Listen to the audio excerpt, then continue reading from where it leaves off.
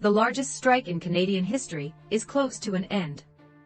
After more than 10 days of negotiations, on Monday, May 1st, the Canadian Public Service Alliance, PSAC, has reached a temporary contract agreement with the Treasury Board, a 4-year salary increase of 12.6%.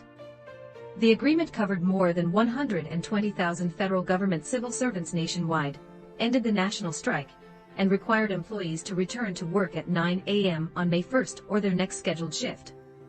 However, the strike action of 35,000 Canadian Revenue Agency employees nationwide is still ongoing, and contract negotiations are ongoing.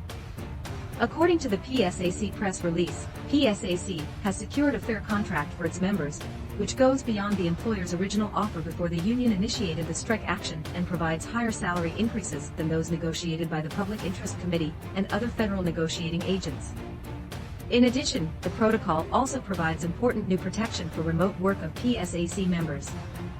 Chris Aylward, national president of PSAC, stated that the agreement has brought significant benefits to workers, which will set standards for all workers in Canada. In a period of record-high inflation and soaring corporate profits, workers are told to accept less, but our members unite and strive for better goals. During the agreement period from 2021 to 2024, PSAC negotiated a 12.6% increase in total wages.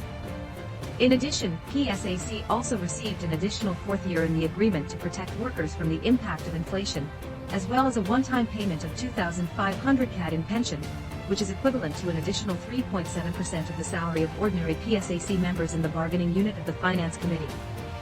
Later on Monday morning, the Ministry of Finance Committee issued a statement confirming the preliminary agreement, which also includes provisions for paid leave for family-related responsibilities and new paid leave for Indigenous employees.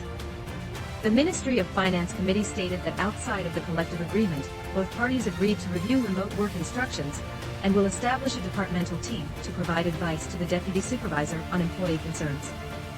Mona Fortier, chairman of the Treasury Committee, said, "In the end, we reached a fair and competitive agreement for our employees, which is reasonable for Canadians." More than 155,000 federal civil servants participated in the strike in this PSAC, a group consisting of approximately 120,000 employees under the Treasury Committee, distributed across multiple government departments and agencies, and a smaller group consisting of over 35,000 workers from the CRA. The Canadian Tax Employees Union is a member of the Civil Servants Union, but labor agreement negotiations are conducted separately. Therefore, the preliminary agreement just reached does not cover tax employees.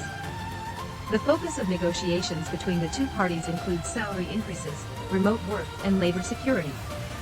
The union called this the largest industrial action in Canadian history. Since the early morning strike on April 19, federal government services such as taxation, passport approval, and immigration have been affected. Some buildings at the Petawawa military base in Ontario were temporarily cut off from heating and hot water. Although this tentative agreement has ended the national strike, there are still many problems to be solved. The preliminary negotiations for this agreement began in June 2021, and the union announced a deadlock in May 2022, with both parties filing labor complaints. The salary increase is one of the main disagreements between the two sides.